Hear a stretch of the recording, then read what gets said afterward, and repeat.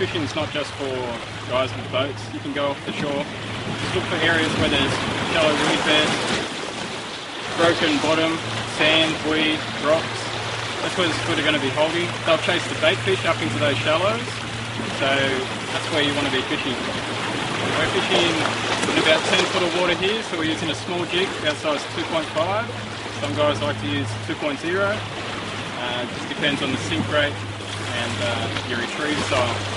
The way we retrieve is to have a long cast initially, let the jig sink to the bottom, get as close to the bottom as you feel comfortable, and then pop that jig 2, 3, 4 times off the bottom. And then after that, you let it sink back down. That second sink, or each sink, is very important because that's when the squid are going to attack. They get interested when the jig's hopping around and they start to follow, but they won't attack it until it's sinking. So that sink is very important. It's just a matter of repeating that process. So you get back to shore, cast out again and repeat the process. Yeah, simple retrieve, but very effective.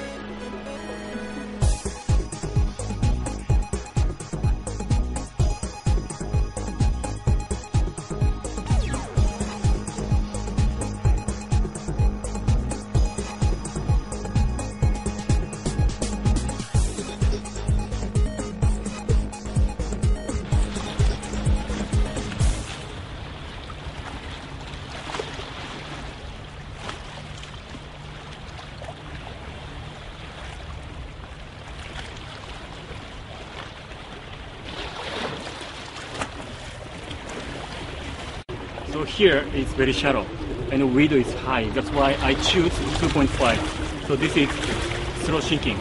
That's why I take the bite time. Bite time we call falling time. Then I could squid middle size. Thank you.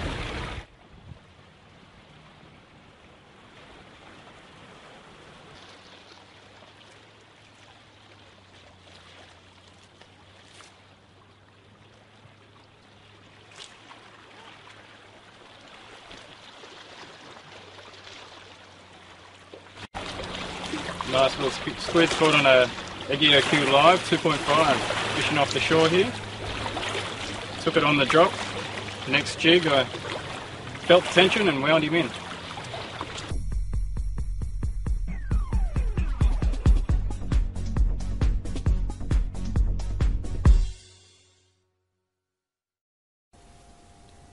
Try and explain a little bit about the colours available in squid jigs. It can be confusing when you see so many colours available on the wall, and you're not understanding why there are so many colours. So basically, each squid jig is made up of 2 different colours. You have the outside cloth colour and the undertape colour. So the outside cloth colour relates to the squid's activity or the water colour, and the undertape colour relates to the weather conditions. Might be bright and sunny, might be overcast and quite dark, or nighttime conditions. So understanding when to use each colour will definitely improve your hookup or your catch rate. So I'll just explain a bit about the outside cloth colours and which colours are good to use in different conditions. It's always a good idea to use a bright colour initially, say a pink or an orange, as these colours will work best if the squid are active, and they're always good choices in if the water is not very clear. If there's not so much activity on the bright colours, then it's a good idea to change to a more natural colour, say a natural squid jig or a brown, purple or a blue, as if squid are a bit passive, they'll be more attracted to the natural colours than the bright colours. Just explain which undertape is a good choice in different conditions. So the gold and silver undertapes are a good option in bright sunny conditions. They've got a really strong reflection, so the sunlight's going to bounce off the jig and appeal to a lot of squid in the area. A rainbow tape is also a good option in bright conditions, but it's also suitable if you're not sure which undertape to use. So if you're just getting into squid fishing and you just want to tie on one colour jig, then choose a jig with a rainbow undertape. A red undertape is another option. Red's a really good colour in low light conditions, as it's got a really strong silhouette.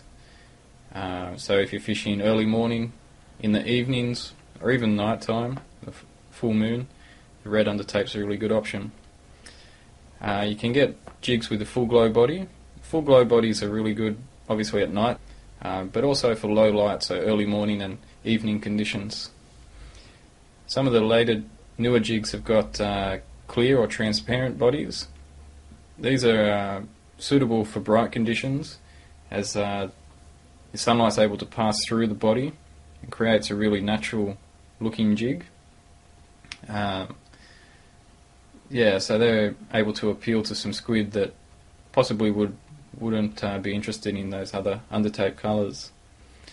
There's some new undertape colours coming out which include purple and pink and orange, or even UV undertape, the chimera colour.